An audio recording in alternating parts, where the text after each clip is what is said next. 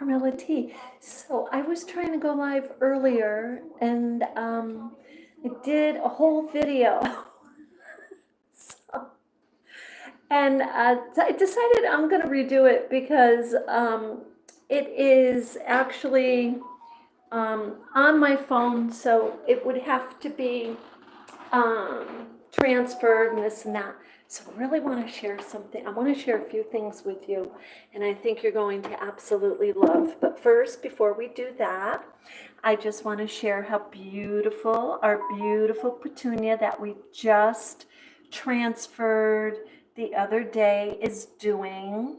And look at the color. I mean, look at the colors. It's just so beautifully vibrant. Now, with that said, our orchid that we named Lily is also doing beautifully, if you can see.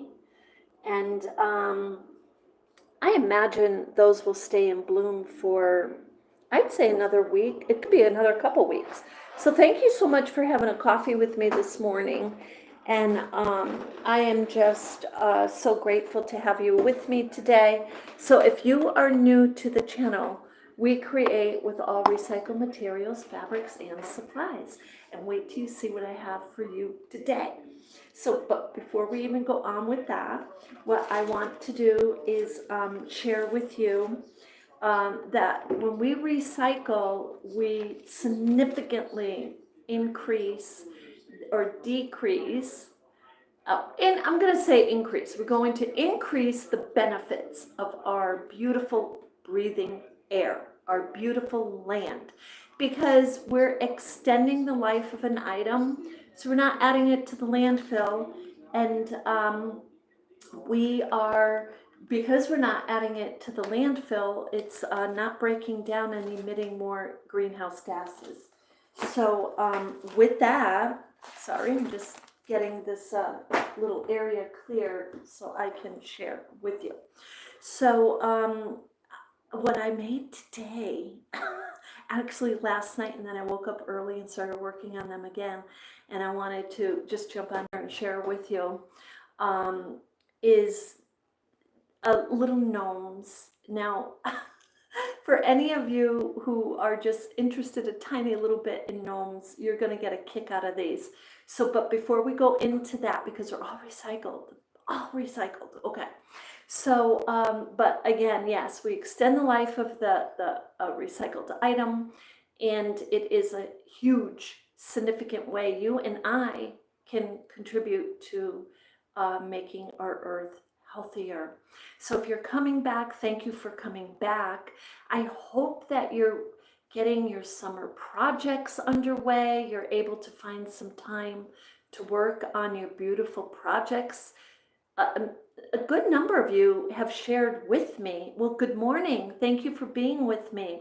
I don't see a little tab where I can say good morning to you, but a good number of you have shared with me that you are in fact working on projects, you have other projects going. A lot of you and a lot of artists do this. They do parallel their projects, and they do it because because this is my thought.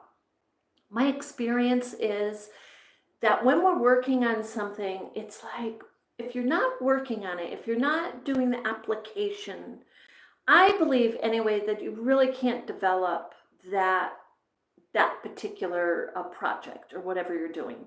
Same with drawing. It's not just practicing, it's allowing that when you're drawing or painting or whatever, your creativity kicks in big time. So, but wait, when you see that it's this, so first let me preface this with, where is it? My gnome is hiding on me. They tend to do that. You know, I made this gnome a long time ago. So any of you who know me, you know that we have videos out there where the little gnome, where the body is needle felted. That's how I do it. I needle felt the body. I'm actually, I'm just going to show you this in a minute, but, and then I needle felt the nose, and I use yarn to make the beard and the hair, and then I crochet the hat. Very simple way to make the gnome. But I kind of was looking at some hacks, and I kind of mixed the hacks out there a little bit on how I typically make a gnome. So I'm going to share this with you. So I got these corks, these little corkscrews or wine corks, whatever they are, a whole big bag of them for like 50 cents at the thrift shop. I had not a clue what I'm going to do with them. So because I want to make more gnomes for my next art and craft fair, I looked up how to make gnomes with the corks, because I started doing this part of it, okay, and I'm like, that's too tiny, but guess what? And by the way, thank you for having coffee with me. Hello. Thank you for being with me, Brenda, and disappeared Big J, I think it was. Thank you for being with me. So check this out. This is all recycled. So anyway, from the hack, I'm going to just show you in steps here. I got the idea from the hack, says wrap them like that, so you have the body of the gnome. And there was one person in particular who shared, but she did not share how she got or did the hat. And that kind of took me back a little, but it was okay, because as you know, I crochet the hats of my gnomes anyway. So I said, well, okay, I love her idea. And granted, for those of you who know me, I hate glue. I do not like gluing anything. Well, guess what? I found myself gluing the fabrics on here because I wanted to make a little gnome. So I did that, and then I made a little hat, okay? I made the little hat, and I didn't bring all my yarns with me when I came up here. Like, I gave them away to the thrift shop. Okay, so someone's having a heyday. But this is a medium weight. Okay, let me just show you something. These are medium weight. This is what I made the hat with. So it looks a little bit like chunky on this kind of size of something. So I almost would go down a weight. And so I grabbed this off my shelf this morning, and I'm going to test out some little hats with my lacy crochet thread. So if you want to make one, but check these out. Look what I made. I want something to decorate Petunia and Lily with. Look, look, look. Are these I am beside myself right now with these little guys. Okay, these go into the plant. Now, I had all these, and I have tons more, because I bought these for my class for when I was teaching the mini wall hangings, so they're used as dowels. So I was thinking I want something to decorate my plants. And I couldn't find anything out there. There's nothing out there. There's no hacks. There's nothing. So I decided it was really just a test, because I felt like this would split right in half. But actually what happened is I used an embroidery needle, and I just put it in the bottom. I'm just going to show you. Are these just not the cutest darn little things you ever saw? And this one, I put a little magnet on. Now, someone is out there making the magnets, but let me share with you how I did the beards, because people are out there. I think they're buying felt, the felted sheets, and they're cutting them and using them this is needle felted right here, our sheep's wool. So if you're needle felting, take the sheep's wool, it doesn't matter the color, and needle felt the beard, and then trim it. Trim the beard, because unless you like a beard that's not trimmed, okay? But are these just not the cutest darn little things? Now, there's a number of people making the gnomes, but there's nobody I could find that once you make the gnome on the cork, you put it on a dowel. You put it on a really skinny dowel. There's none of that.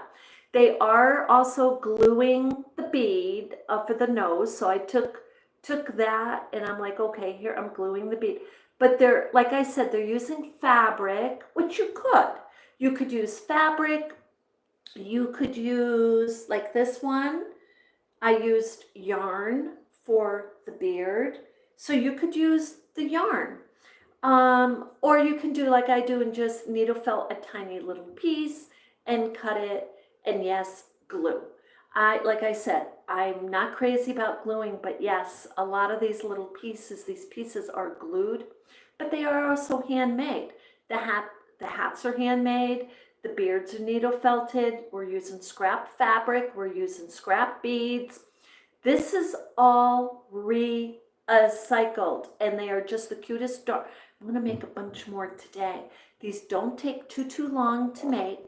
Now, what we could do is actually a whole video on, but I want to show you this part. For those of you who are very, very innovative and you're like ready to just go out there and make your little gnomes. These gnomes, I really believe that this is, okay, let me back up a little bit. The only reason I did not, now I could do this another way too.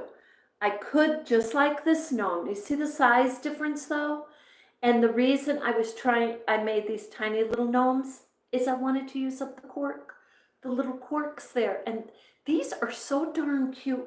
Look, all of this can go outside. If someone has a plant outside and they like to put it in the rain or what, this is weather resistant, this whole thing. This is wool. The nose is a bead. It's wooden bead. This is fabric, crocheted, right? This is used fabric. And the cork, obviously it was in a bottle of liquid. So that's waterproof too. So anyway, those are just the cutest darn little things. And I could not wait to jump on here and share. Now this one, I put a little magnet on the back and I tested it on the refrigerator, and this needs a couple of magnets. Now, you're not going to find out there, let me take a sip of my coffee, exactly what I'm showing you, because I mixed it up a little bit with my own skills, with my own little innovation, you might say. But using the cork to create the gnome, I definitely was inspired highly by a few of our creators out there. But the way I put it together is, like I said, instead of they're using like a felt cloth, which I guess you could use a felt sheet. But if you're into the needle felting with the little beard, use that, or take your yarn and use the yarn. And then if you're a crocheter, you can crochet a little hat. If you are not a crocheter, well, I would say, because I was thinking this, I was looking in my bin for like a sweater, like an old sweater I had or something I had from the thrift shop. I wanted to cut it. Now you can do that if you're not a crocheter or a knitter. You can use the scrap of, this is how you would do it though. If you're using the scrap of like an old sweater, whatever you're gonna cut, first just do a few running stitches, do a few, just sew the area, and then cut just beyond that, just a tiny bit. And then you have your little patch to make a little hat, and then you can, and don't take those threads out because you're holding together your crochet stitches or your knitted stitches. But anyway, it's a super simple, and I can show you how to do that on this channel also. So what I'm going to, okay, this is the other thing I wanted to share with you. Check this out. Okay, so I'm going to just hold our little gnomes up here for anybody who's coming new to the channel this morning. Thank you for visiting us this morning. So what I'm doing, first, a couple things. I'm going to take that thread out. I'm taking an embroidery needle. I'm being very careful, and I'm just kind of going around like that, and just very carefully making a little indentation where I want to put the skinny, tiny little dowel. So if you're using a popsicle stick, which you could, or whatever you're using, you can make it to the shape of that. So you're just kind of going around. Go gentle. And then, yes, you may want to put a dab of glue to keep your little stick in there, and then just see if it fits. And there it goes. So that's how you get your little cork. It's super simple, right? But at the same time, it's not necessarily super simple, because if you use a kitchen knife or something like that, this could split right in half, or a fork. So this is why I'm giving you the little tip. I've been there, done that. If it's too big, it's not going to work. Use your little embroidery needle. And that way, because you only need a little space to tuck that in, and then you can secure it with glue. So let me tell you something. I have been, and let me just show you something else. I want to show you this, something else.